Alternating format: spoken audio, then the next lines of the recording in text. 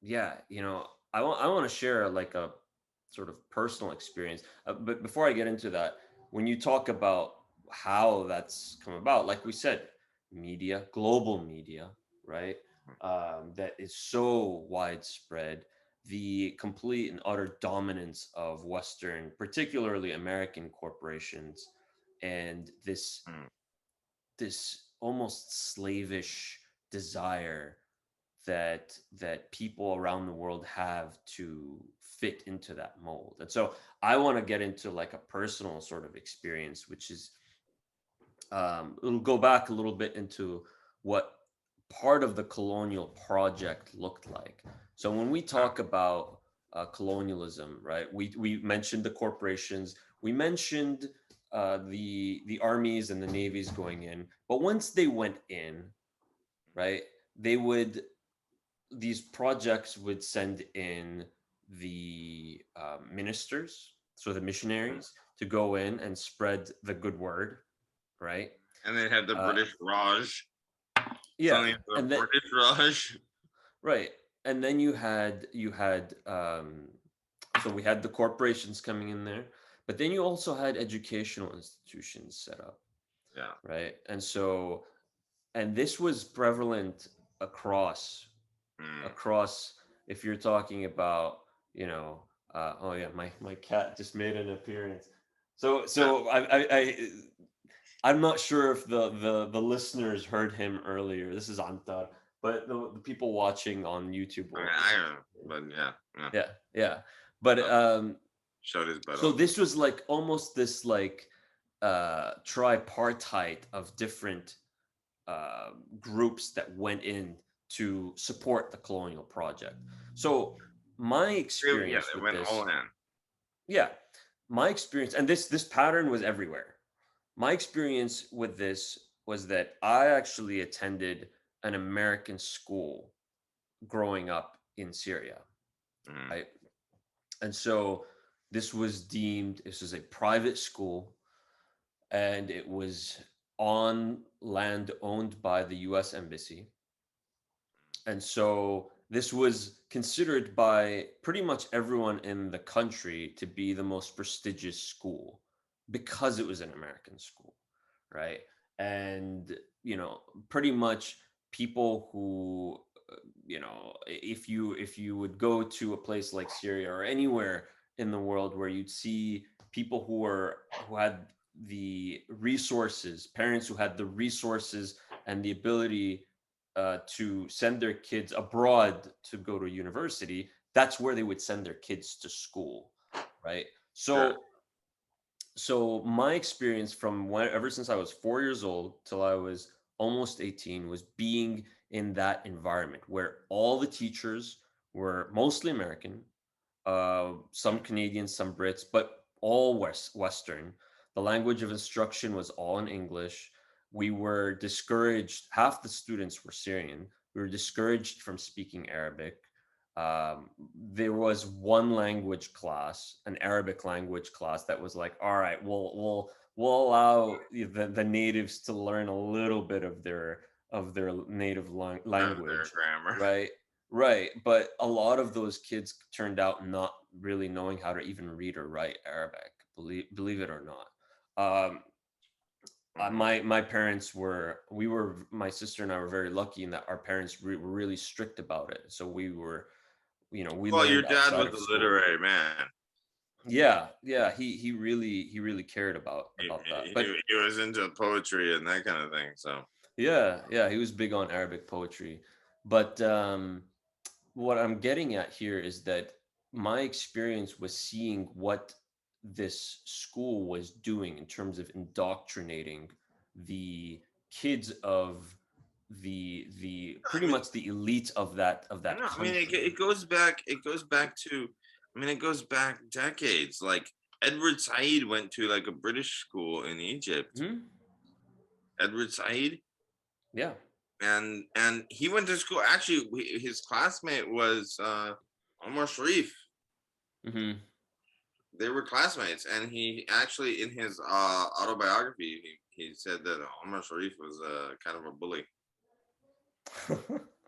Wait, this is the Victoria School in Yeah, Egypt, right? yeah. It was Yeah, very yeah. British. I knew a guy who's much older gentleman who's Mhm. Egyptian who actually went to that same school as well. Oh, yeah. And so he'll tell you, yeah, I mean, if it wasn't the like Omar Sharif or Edward Said, there were like Arab royals who went to that school. Like they would Yes, send their there was kids to lots of that fancy school. people. Yeah, and so, but the idea was that you want to filter the ideas of white supremacy down from the top. Because when I would step outside of school, everyone, all the kids outside of that school were looking at people who went to that school to try and emulate them. Whether it was the fashion trends, whether it was how they spoke, whether it was forgetting the Arabic language, whether it was mixing, sprinkling English words or French words with the Arabic they spoke to sort of Merci. gradually erase. What was that? Merci.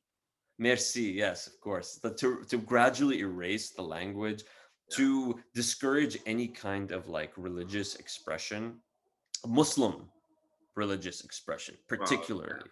Particularly. Right. You cannot have, there is no room for any such kind of expression in an environment like that. Right. You could, if you're a Christian, that's fine. Right. You could go to like the Yeah, but Bible study of the American embassy or this group or that group or this oil company or that oil, like Dutch oil company or whatever. even then, Right. like the European world um didn't doesn't give a fuck about Eastern like Orthodox like Palestinian Christians or Syrian Christians. No, they They don't, they but they they use them they as a tool.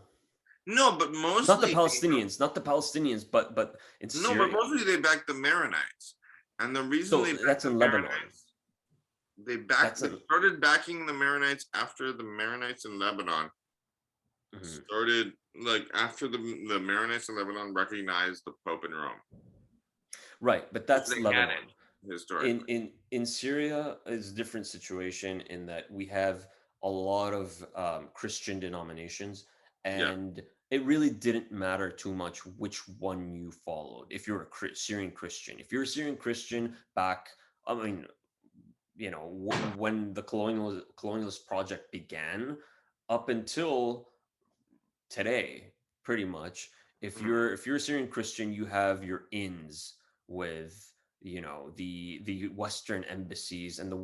I mean Western oil that's companies and yeah. I all mean of that was that what it and the was. Like banks. we'll hit up the Christians and they'll be Right. our And boys, so our boys in the hood, like right. our And so and that's what we they can the deal with them. this is what would happen across the world. The colonial powers would pick certain groups, whether it was religious groups or And ethnic like we're groups or gonna what have favor you, you the other, divide and conquer, which right? And I mean and this is what you'll implement our agenda for us. yeah, which you make a they usually would pick a minority Mhm. and favor them, and it usually ended in civil war or genocide. And this is what happened in like it contributed to the Lebanese civil war.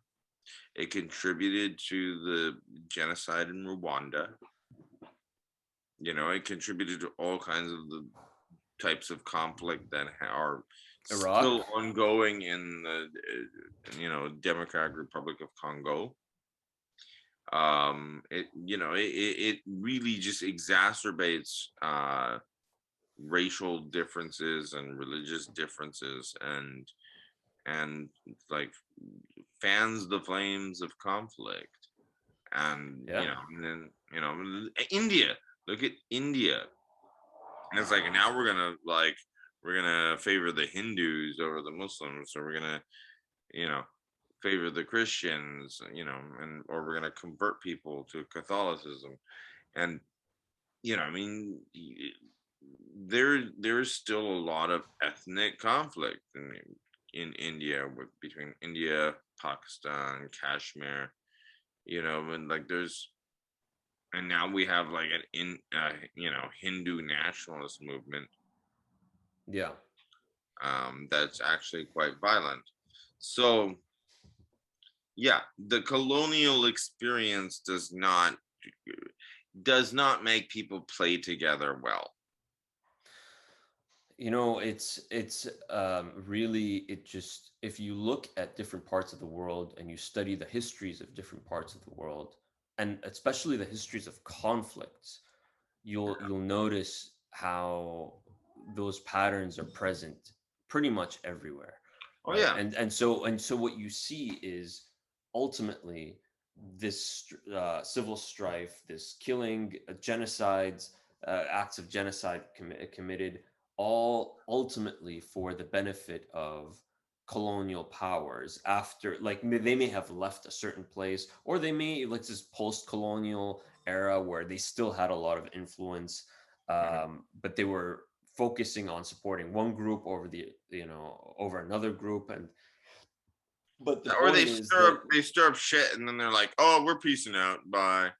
Is right, what they did with they did like in Israel Palestine. Palestine. Yeah, Yeah, but the idea is, you see ultimately, whether it's resources, whether it's, I mean, ultimately it comes down to resources and influence, political yeah. influence and power. Resources and strategic like locations militarily, very Yeah, and important. and and and you see that, the results have been eerily similar.